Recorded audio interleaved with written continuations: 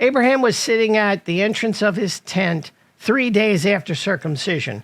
For those unaware, circumcision is usually done on a Jewish male child on the 8th day after his birth. Medical science tells us that the most significant number of platelets in the blood can be found on the 8th day after one is born. The ceremony of circumcision is called the bris. But Abraham was not 8 days old. Instead, he was 99 years old. When an adult male has his circumcision performed, it is a harrowing experience. The story of Abraham sitting at the opening of his tent 3 days after circumcision tells us that he was in a great deal of pain.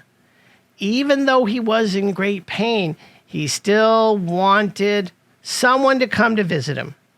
Hospitality was something essential to the culture of the Near East.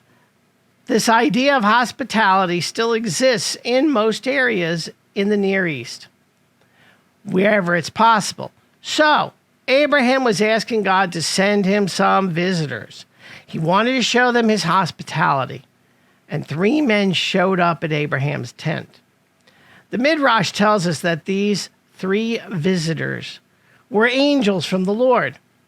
Abraham asked for 3 things to be brought to him to share with his guests. First, he gave him some bread. Second, he gave him some milk to drink. And then Abraham asked for some water to be brought to him. Now, why would Abraham need water if he gave his guests milk? Well, the water was necessary so that Abraham could wash the feet of his 3 guests.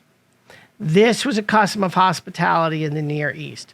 One of the things we can learn from this story is that no matter how we feel, we should always extend hospitality to strangers. Why does this matter? Because it is a blessing from the Lord to the host and passed on to the visitors.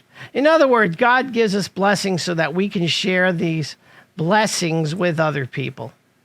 The Lord will send more blessings if we share them with others. Not everything that the Lord sends us as a blessing is intended for us. Sometimes we pass those blessings along so that other folks can benefit. In today's world, that seems like an odd idea. But for Abraham and his descendants, this is an essential part of life.